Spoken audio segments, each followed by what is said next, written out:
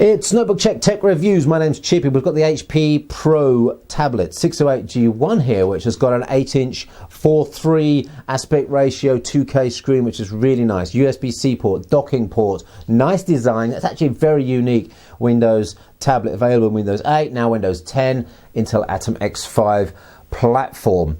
It only scored 78%. That's a good score, but it's not a perfect score. So let's take a look at the device and I'll tell you what the highs and lows were of the device, the pros and cons of the HP Pro Tablet 608G1.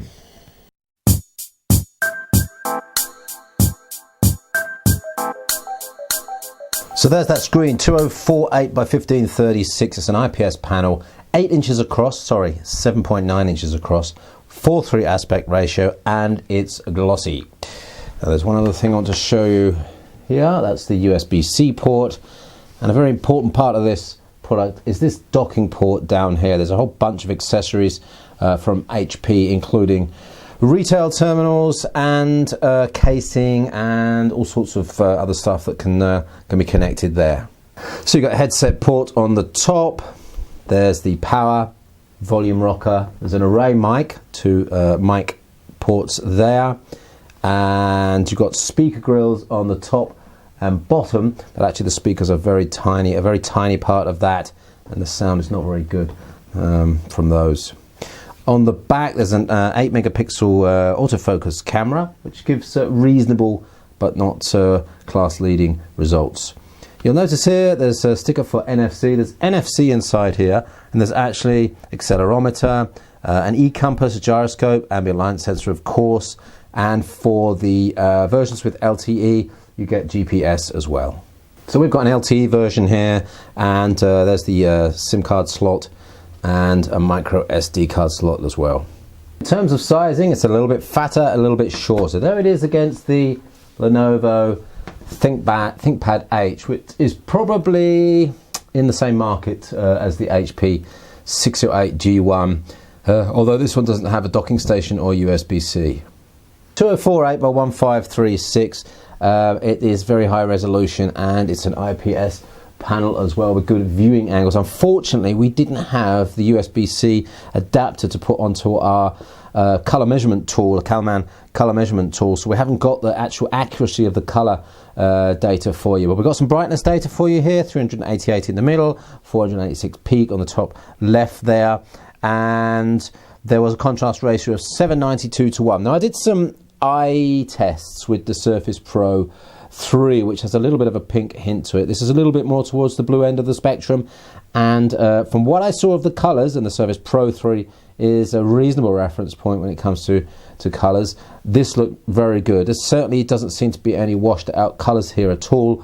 The quality seems to be pretty good. Now if we get to the point where we can measure that again for you in terms of colour accuracy, we will, but at the moment just take it from me that my eye test tells me it's actually pretty good. Now let's run through some performance tests for you. Starting off with CPU, and we ran the Cinebench 11.5 and got 1.18 points out of the multi-CPU.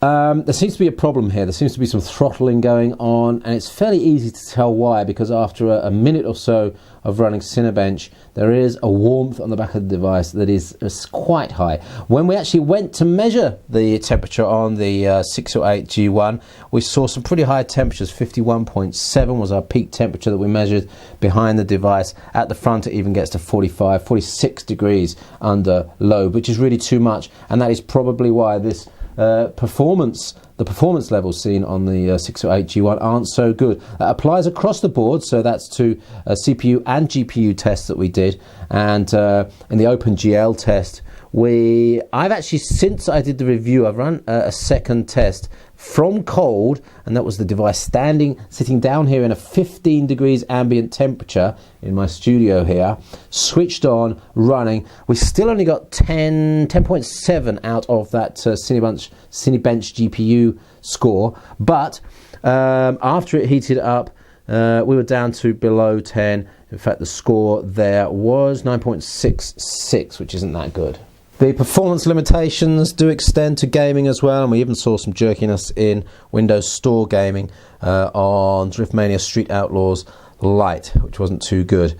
Of course, this is a fanless, silent device, but when we look at battery life, we get a slightly different aspect here. We're getting a good performance level, good efficiency levels, although the 20 watt hour battery is not bringing in huge run times. We did get 9 hours idle out of it. Wi-Fi surfing is up to 5 hours, and Big Buck Bunny, the HD Full HD H.264 video, 6 hours and 12 minutes. So actually on that nice screen, that's a good 6 hours worth of video playback.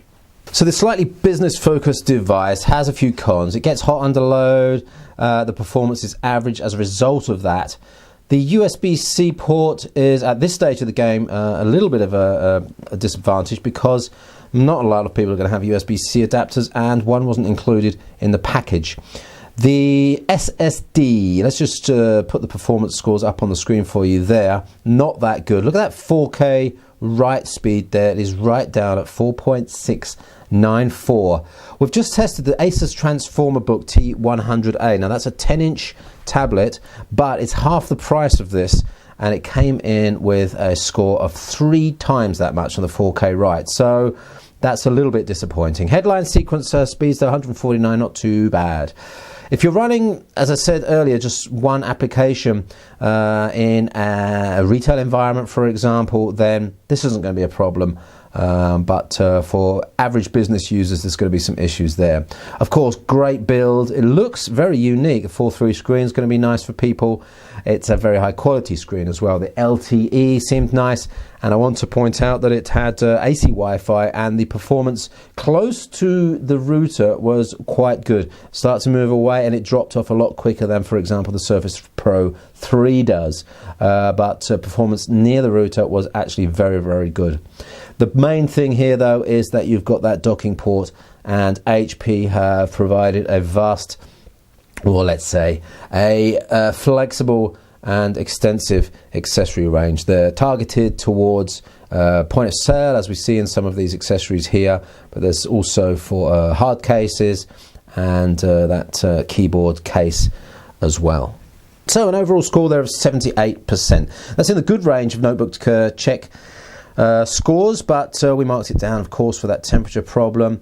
Connectivity is not too great. There's no HDMI port there, but the chassis is good, the screen is good, and of course that accessory ecosystem that HP are providing is really the main selling point here. So thanks for watching. That was the HP Pro Tablet 608G1. Don't forget to subscribe. We've got, I think, 3 devices coming in next week. Can't remember off the top of my head which ones they were, but they're definitely going through the notebook check review process right now. We'll end up here on the desk at some point next week. Thumbs up if you like the video, and we'll see you on the next one. Thanks for watching.